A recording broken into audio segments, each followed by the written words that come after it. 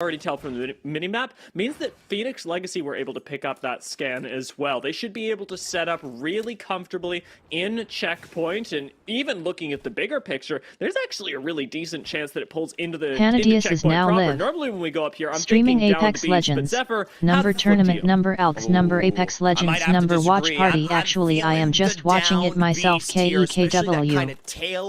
Heavy check mark live online under the game Apex Legends. The uptime begin. Will have that potentially to themselves to make first pickings, but as Phoenix Legacy is making their rotation out of checkpoint here, you can see Kansas City Pioneers, they themselves starting to rush away and take themselves to a happy home. It's a nice, interesting rotation early. I think Phoenix Legacy, of course, not expecting to have to rotate as quickly over towards Mill. KCP, same thing. They run into each other, they trade a bit of damage, but both continue on their respective rotates. If we do see a team like Phoenix Legacy get into a fight, though, we gotta be worried as they're not running something like a Seer that could very well change the course of a fight for them. Jaylings encountering a little bit more action again in checkpoint, put themselves on the high ground once more and still have a great position to defend. Remember, they're running Watson as well, so being able to bunker down, share space in checkpoint, really doable for both these squads. Now, E6 are the team that have taken up position concurrently, and it does look like Etherna will also be underway to potentially play this one out. And this might be already getting to that point in the game where we don't see any contests, but with a redeploy like this, Jaylings doesn't even care about taking a fight like that being contested. They know they have the opportunity to lay down some heavy control deep into this zone, and that's why they start this rotation. Is really quick, not able to grab that juicy position out on the platform. Still a rather risky one for Jaylings, but they're going to set down the generator and hold out for now. E6 following suit on this rotation may actually encounter them, but are going to take a slightly different route, perhaps even opening up the top of Downed Beast. Well, simultaneously, we've got some serious problems on the rotations here. Bunkers are a problem, and Passion, we're running up against Maestro. Now, obviously, Passion are going to be the ones that throw out that Dark Veil that we just saw there. So potentially we're looking to assault upon this position. It's incredible when we talk about that pull that kind of comes into that Down Beast area where you can set yourself up, lay stake in control, and begin to gatekeep any of those teams that try to fight through that northeastern side. Passion are going to be helping out with this charged rifle in hand. Super consistent way to play the game, and since they've got this octagonal little donut area to play, they should be feeling pretty darn comfortable with plenty of cover and options available to them. Not a terrible spot for the zone, but everyone else really piling into Downed Beast, and I was wondering what sorts of play we would get today, how things would end up working in our first games on Stormpoint. So many teams start looking like they're a little more hungry for blood. E6 are taking the opposite approach. Trying to lay this one down. One of the few teams, mind you, that are playing this one out with a caustic. We didn't get the chance to really discuss it given the chaos here, but now that we start to see those traps in play, you absolutely can't miss the Stinky Grandpa. Going to make E6 very difficult to push. They and KCP sharing a lot of territory. Not a great building for E6 to be holding. They don't have a whole lot of sustain that's normally provided by the Watson, so they're going to have to play things carefully, albeit with the help of the gas. Still plenty of options available, though, for teams that are coming into Downed Beast, as we've got even Escape playing just that little bit of a split building strat, which gives the opportunity for other teams to come in. Kella, however, our squad's coming up from Challenger Circuit. They've had a tough season so far, but right now they are straight on top of Downed Beast, a really seemingly good position. I'm actually incredibly impressed with this because Kella typically starts this one off over by that north pad area. So they didn't actually have first pickings to this zone, but they were able to not, I would say not contest, but push the prevalence of their control in this zone. Take that one away from, well, what I assumed was going to be Aurora, who currently sits the furthest west out of any of our squads here. We get a nice look at the zone. You can see who is lagging behind. And while Fire Beavers and Alliance aren't quite in zone, as we may have been used to, they're definitely still playing for those edges. Yeah, right now at the mill, they'll have, importantly, the next ring scan available to them, sitting right on top of it for now. And Heroes still plenty of space to play in Jurassic simultaneously. We've got a few people holding out by Antenna, and I am curious what that rotation will look like, whether these two squads do coincide, as I'm sure V2 would like to avoid the engagement with Heroes if at all possible. Heroes, however, going to be able to pick up a scan of their own using the map room beacon, that survey, and seeing where else everyone is on the map. As you guys can already see, and most notably, of course, from the teams themselves and their position, it's a direct, proper POI play within the downed beast here. So for those squads who are catering towards that mill, south side, whatever it may be, a long and arduous path ahead. Fortunately, many have already rotated out, and it's a wonder that I'm not calling the IGL comms for these games, because I would have put us in a terrible position in checkpoint, Zephyr, and you would not be happy with me at all. Passion, fortunately, have the benefit of a lot more experience and have sat themselves in a pretty good position simultaneously, actually using this catalyst to bunker down really effectively, something that we see where she gets to sort of mirror Caustic in that way. It's a relatively neutral position, not very active, and Maestro get to keep tabs on them, but I'm not expecting a whole lot of action even between these two squads that are so close together.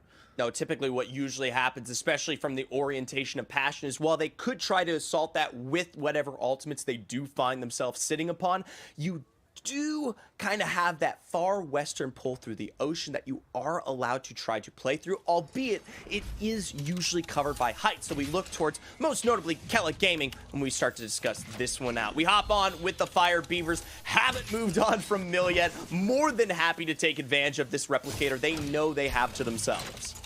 There's plenty of space for them to work with here as well, given how Joker is using these smokes, making sure that not only can nobody see them, but actually actively obscuring sightlines on the low ground. Taskmaster does spot perhaps a little bit of action out towards the southeastern side, however, and Fire Beavers, with now two teams starting to come up on them, could consider a move really quickly. Alliance also waiting here, and Alliance, my team to watch, could very well start an explosive fight with just an opening frag from Effect. So we gotta be careful, as these two teams, though far apart, are on the verge of fighting. It's tough to really kind of decipher what that next step is for either Alliance or Fire Beavers. Alliance already, well, yes, hosting a spot into this next zone. You start discussing how are they going to find their way forward when we get into that kind of southern open area that exists just below the down beast here. You have a little bit of that bridge play and some of those rocky exposures, but I'm willing to bet you if we don't see redeploys from Taskmaster and the like, it will be a contested movement. Both Taskmaster, the entirety of Fire Beavers, and Alliance would really like access to the survey beacon right next to them as well, because both these teams know that they're going to have to move into the zone. It's just a matter of time, and in all likelihood, we'll get to see them do so in the next couple of minutes. Meanwhile, however, J-Lings, an early rotator, has set up a lot of space to control with these Watson fences, and are doing so really well, especially considering that they're operating off low ground. Fantastic, and it's not just a low ground now. They cater to that kind of mid area that allows them to assault not just this platform back here, but also gatekeep anyone who's still playing the likes of those kind of back end villages on the west side of the downed beast here. And because they are able to do so, they don't allow anyone to take high ground position on the beast itself and start to find some of those damaging angles that could punish them. I absolutely love that spot, getting that overhead view. That is something that will pay dividends when we get to the end Hi, game. Brew. I'm hoping so. Aurora right next to them have to be concerned as well, since they're being slowly encroached on by the zone. They know it's probably not where the ring is ending, but this fight that was a long time coming seems to be breaking out as Bustin Pioneers Silhouette just new suddenly follow. go down. We Heavy tune in Black with Heart them, Madness and it looks _ like DRA Heavy Music Black Makers Heart. distinctly Welcome. grandpa now have to pull this out again as 526 Tyson followers. goes down. Plus When we one. talk about this contest, we knew was going to happen from the very get-go here. This building more than available for Alliance. Fire Beavers want their piece of the pie too. Obviously, no major cracks, no huge damage found as of yet, but a position of safety. Taskmaster on the roof means that you're in trouble. Fire Beavers aren't letting you go anymore. They gave you so many opportunities to disengage, and now Alliance have to fight back. It's going to be a slow one as we wait for Oirain to finally whip out the ult. Impulse goes up the stairs and gets fried, but he trades, and Hackis falls as well. Oirain picks up the last kill, and Alliance bite the dust, but it's just as Bitfix Gaming come up. Horizon up to the roof, and in comes the third party. Can Fire Beavers reset in time? Interrupt doesn't go down, and the gold knockdown shield is out. Bitfix are on height, but Fire Beavers wide swing and almost take down Cracked. Cracked here on his debuts, gotta make it count. Already though, this roster down in full flesh, forced to stick the batteries. What could have been the perfect timing on that revive assault is now equalized. And hey, Fire Beavers are already taking height back outside. They're ready to take this engagement fully. Taskmaster again, almost full HP, is already sieging down, but yet another team has joined the fray. We had so many southeastern rotations early, Zephyr, and we're seeing them all come to a head right around mill. Fire Beavers have to know that this is not the end of the road. It's time to bunker down. Unfortunately, they've got the loot boxes to do so because that fight with Alliance was at the perfect time. A little bit of an arc star stuck on the back end there, but it is nothing in the face of cleaning up Bitfix Gaming. Helped out in part by Dynasty there. They're going to award themselves at least 2 of that KP. Across from them, V2, they want to challenge the monsters once again. I promise you, V2, this doesn't go well. This is not what you thought you were walking into, but Izidane does get some good damage down initially. YOLO's got to disengage off the height, and again, V2, it's like so many squads that have fallen before them, find themselves on the low ground, find themselves without tempo up against Fire Beavers, and now they're eating shots from other squads around them. Quick reload, quick bat, hopefully quick disengage, because V2 can't stick around, and they're gonna try and play GTA and get the heck out of here as Fire Beavers rotate right past them, knowing that they have an opportunity to strike on the Trident. But we talked about it early on, this rotation, a movement forward, something that needed to be planned. All of these contests, all of these fights finally come and pay their price. B2 with the heavy movement forward, hops out of the Trident and finds damage where it counts, sending Fire Beavers home in 17. Oh god, though, this is so late. Izidane's already being shot at in the Trident. YOLO might not make it into the zone. One tick more, and he survives, moving down into the choke point that separates Downed Beast and Checkpoint. V2 managed to survive, albeit down a member, but they sacrificed it for a good cause. Finally, somebody's taking Fire Beavers out of the lobby. Meanwhile, Game and Gladiators swing onto the low ground. They got their own fight going on up against the Heroes, and again, this southeastern rotation claims another life. Heroes go down. Heroes wiped out in full, and now their sights targeted to that low ground. We know for a fact that just below them lies an easy 2v3 situation. Leagri, of course, on this Seer should be able to sniff that one out or sense out some hearts. We've finally made it into this third ring fully closed, and I'm surprised, Zephyr, that there are only 13 squads left. It was a massive culling for a zone that so many predicted correctly, but the way that these teams rotated, the fact that these two sides of the lobby have not played against each other in so long, groups B versus C, clearly unused to each other in the early stages of today, have honestly managed to put themselves in a position where there's a lot of open space in the end game because so many people are dead. There might be some open space still left available in the Down Beast itself, but it's seconds away from that potentially being irrelevant here. So many of these teams have to give up the low ground, the buildings, and have to play directly, of course, for that Beast themselves. This rotation for Gaming Gladiators is as bad as it gets, but it comes with the reward of finding YOLO at least. A bit of an interceptor pylon in play with 14 to go. How do they make it across? Looks like Game and Gladiators may very well be able to walk this in. They've even got a care package ahead of them, completely unlooted, but they're starting to attract attention. Height on downed beast. If we'll remember, KEKW Gaming, most recently holding that position, have noticed what lies ahead of them. Oh my. Game and Gladiators are going to try and whip out the Valkyrie ultimate. They'll make it up to the sky after taking a peppering of damage from those missiles, and we'll see where they land as landing spots pretty few and far between, fence lines available, and this is what they're going for, right into a smoke, right into the unknown. And like Elsa, they seem to have baited out okay. A little bit of an arc star, a little bit of a skirmish, but Game and Gladiators are stabilizing, even getting aggressive as they whip out the seer ult from Valkyrie, and now start to fry. Digi threats in hand, cars out, 2 knocks down, and Game and Gladiators are 1 knock away. They are no knocks away from taking out Aurora. Now though, with Artico suffering some damage, he gets out but barely. Valkyrie gets full thirsted, and Game and Gladiators now are on the back foot, now being pushed by Horizon. Horizon are more than happy that they take out Vortex for them. It allows space to open up here, but it doesn't come without the price of Phoenix as well. V2 going out here in 10th, just behind them. Horizon are now finally, I think, in the safest position to reset and find full health now that they've been granted an exit out of the beast. So many quick fights happening in that short span of time over by just the corner. And honestly, it opened up that third-party scenario in a way that neither team was expecting. Neither Aurora or Game and Gladiators thought that they would be in trouble in their respective spots, but very quickly discover the opposite. We drop down to 8 squads. Again, a continually bloody game, Zephyr. Passion managing to retain some height for now. Not ultimate height in Downed Beast, but this next pull changes everything.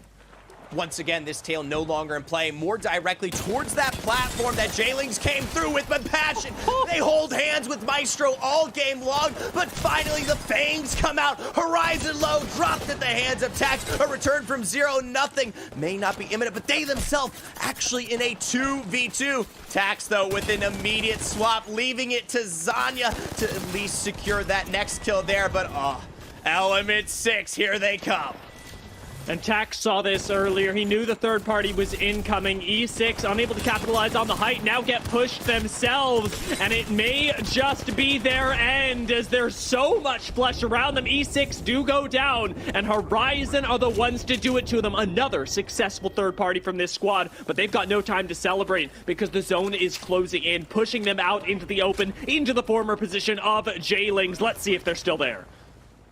J-Lings obviously with the first take on this platform are nowhere to be seen, potentially out positioning towards the edge there. Instead, they pulled back to the very cusp of this foot. They know they don't have the loss on those fence lines just yet, and they're more than happy to wait out the onslaught that comes through from that beast itself.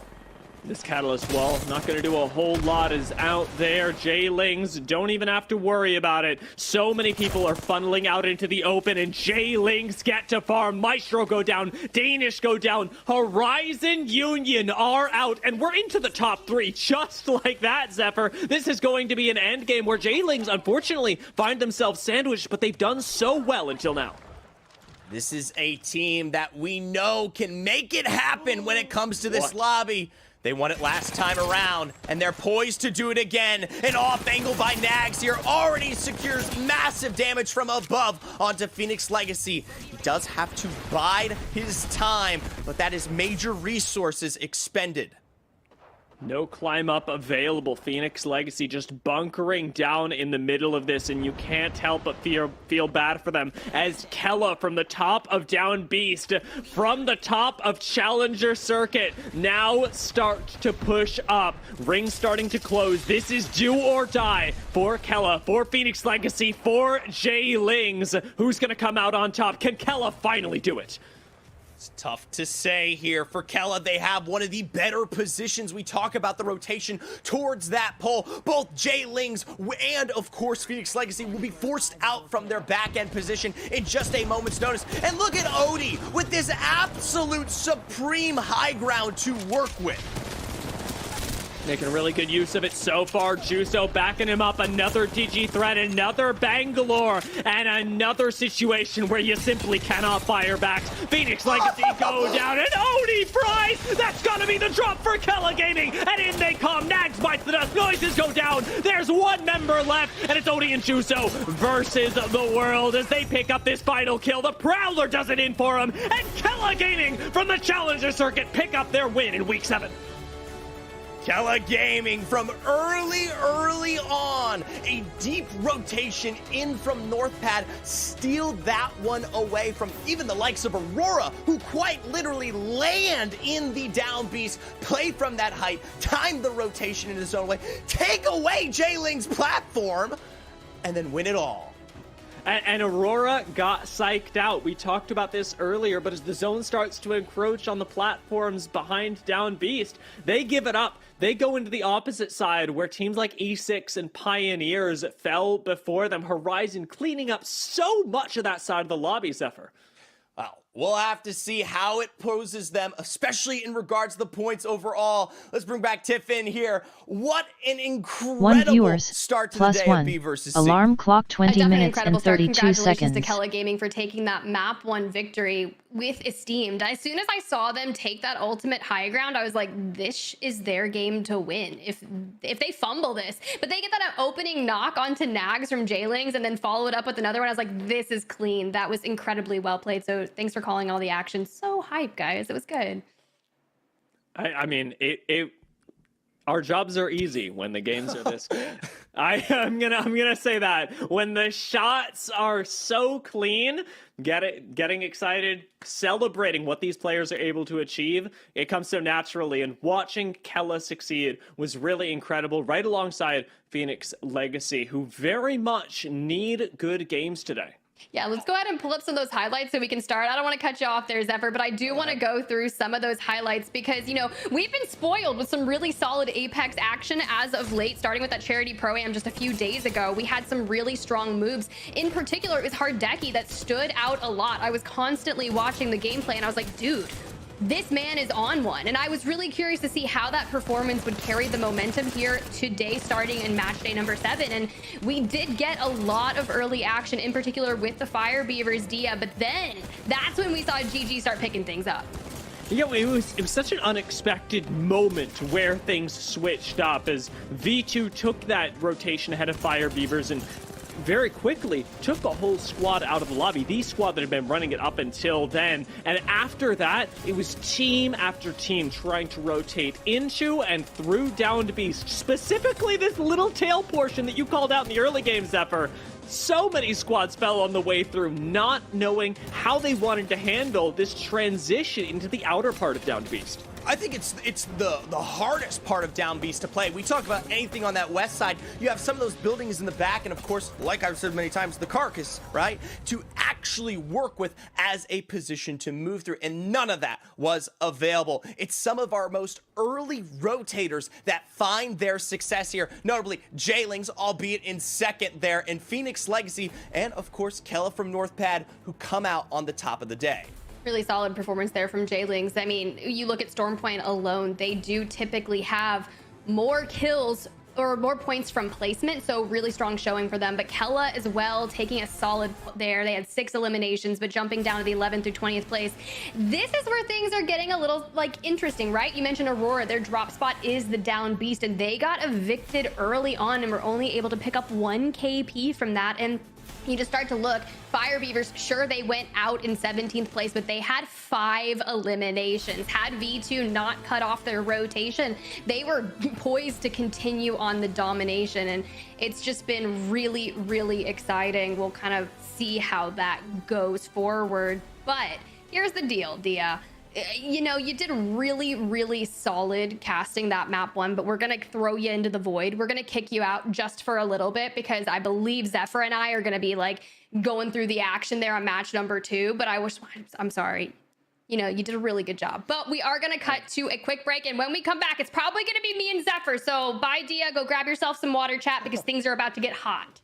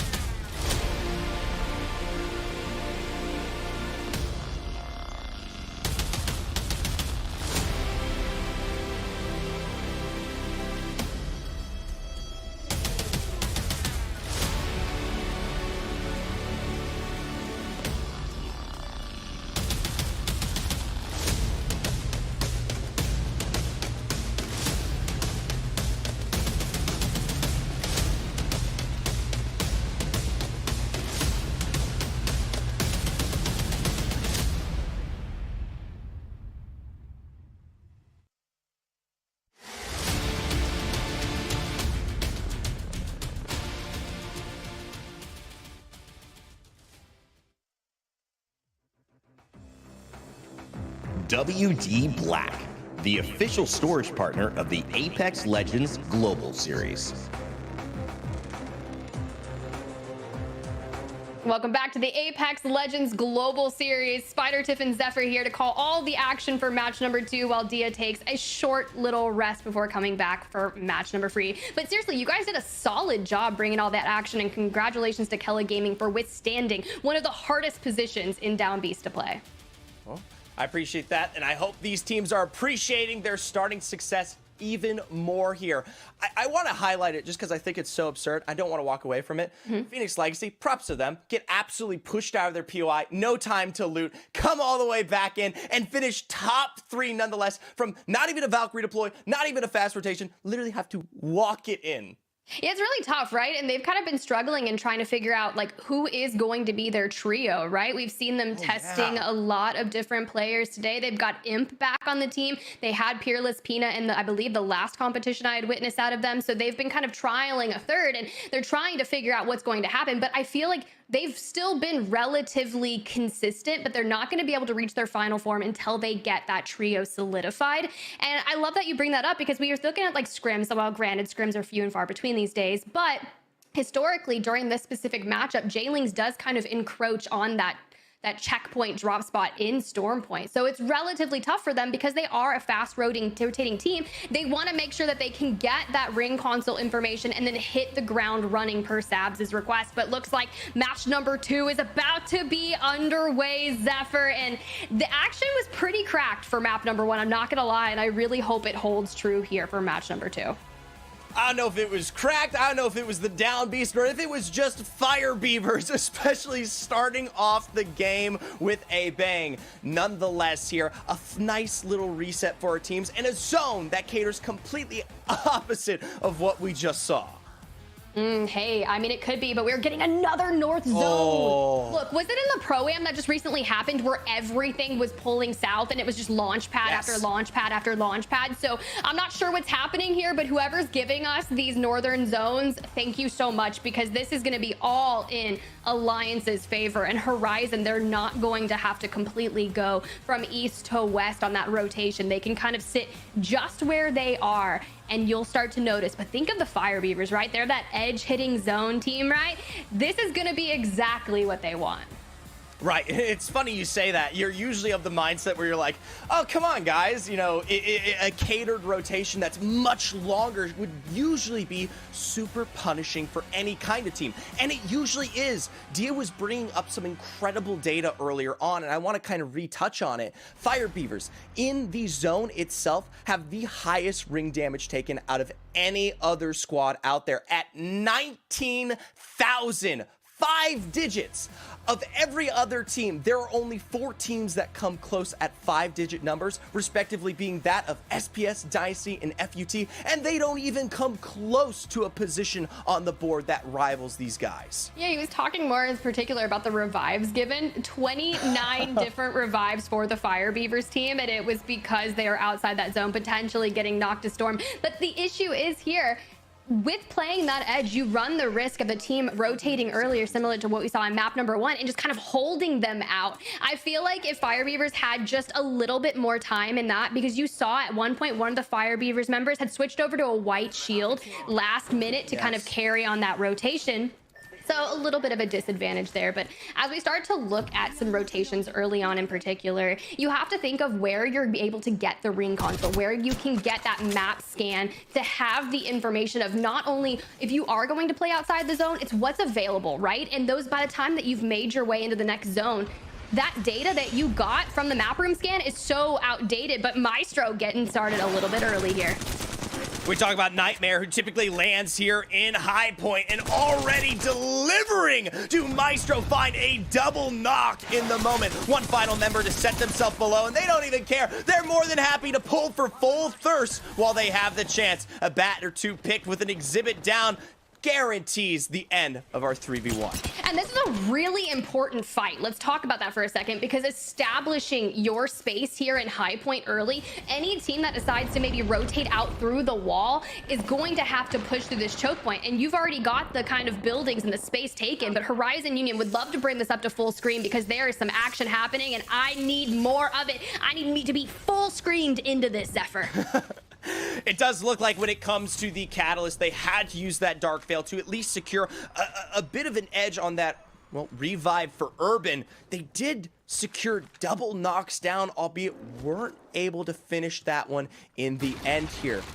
I'm curious where that exactly comes through. We know for a fact some of these other squads are beginning to arrive. Maestro and Nightmare at the start of that fight. Okay, it looks like they themselves were able to recover, weren't third-partied by Horizon. Instead, it's Nightmare that gets forced out of this building. And I think that's strong, right? This is totally able to be shared splitly, right? They can cohabitate this building. You can essentially poke throughout and maybe get some damage, maybe level up your shields. You're sitting on triple blue for Horizon. But for the most part, this is a fight that doesn't necessarily need to happen yet. They can live here, gatekeep the rotation, and just hold their position steady. I think that's smart. Establishing this position early. Maestro, I mean, we saw a lot of good moments from them on their very first match day, and I was really impressed with the trio. And now I'm excited to see, can they keep that up going there forward? And let's take a look with Dynasty. You know, at one point they were playing in the Challenger Circuit in those Pro League season qualifiers back under the name of Rats, I believe. So yes, good to see, but we're talking about things like relegation and being sent back to those qualifiers, and this is a time where you do not want to let that happen. Meanwhile, up here, once again, back towards High Point, Passion, the previously oriented Horizon team, have found their way directly upon the same building as their bread. It does seem like it forces Horizon now down into only having that first floor available. And this is something that you are going to constantly see here in this zone in particular. When we talk about playable space for this current poll, notice so much of the command center and the caves are available. And nobody is likely to play those at all unless you are a deep rotating squad. Why? Well, zone can't end there. It is guaranteed that we do not see a finish. Right now, every single squad who either has one of those control ring consoles or potentially just that early knowledge knows for a fact that there are only 2 playable endgame spots available, outside of Thunderwatch and here in these buildings. Yeah, it's going to be really challenging because you think if it does pull a little north towards the High Point area where a lot of our teams, you can see in that lower mini map on the upper left-hand corner, they are pulling and betting that it is going to go towards High Point. So think of the rotation. Teams like Gaming Gladiators, they're currently occupying Thunderwatch. And you think of Endgame, you have to push out of Thunderwatch into an open area where everyone's just going to be breathing down your necks, looking to completely pick you off one by one. So love what Horizon Union and Maestro are doing here, just kind of setting themselves up for success, reinforcing the door, using the piercing spikes. Now, if the door does decide to get shut down, oh, here we go. A nice little seer exhibit coming out, and they're going to make a push for the other side of the building. Nothing like a little bullying. I like it. This is just prime real estate for Horizon to capitalize on here. The window, a prime viewing orientation for themselves. Peek through the other side, and it doesn't even feel like Passion put up anything. I think quite literally only 50 damage on Jay Savage there. I mean, yeah, that was a really well executed fight. Urban just going through the window and immediately getting a shield crack. That was so efficient and just honestly one of the best fights I've seen at the hands of Horizon. So let's check in with KEKW Gaming, your map 1 winners. They're at the wall right now. So think about a rotation coming out of this POI. Like you talked about it, you can go through command center eventually. That's kind of going to be a very tough rotation in my aspect. You go up those incredible long zip lines and you try to pop out north. That choke point through spiders is disgusting. All to right, try and boys push and through, girls, especially your late game. So commander I is just don't here. think that is going to be the way to go. If They nobody seem as if knows they're kind of watching, encroaching that's up kinda towards sucks. maybe the caves, and I think that would be a better move for them. This is technically where Element 6 had rotated through way earlier on. Like I'm talking minutes ago. Yes, at the very beginning of the game, how they found their way directly to the height here of, well, High Point itself. Now, when it comes to this zone rotation, I am going to continue to pick on it. When it comes to the cave system and that zip line you bring up towards the north side, it is guaranteed that we see the highest presence of teams directly well within that high point. And granted, while we do think the zone is ending there, I want to remind some people of maybe something they don't remember. I believe it was day 2 Storm Point. We see a similar finish. Wait, am I ending this stream? High Point, those buildings that we currently see. Nobody's watching. Maestro There's no were point in in play. streaming it. The zone pulled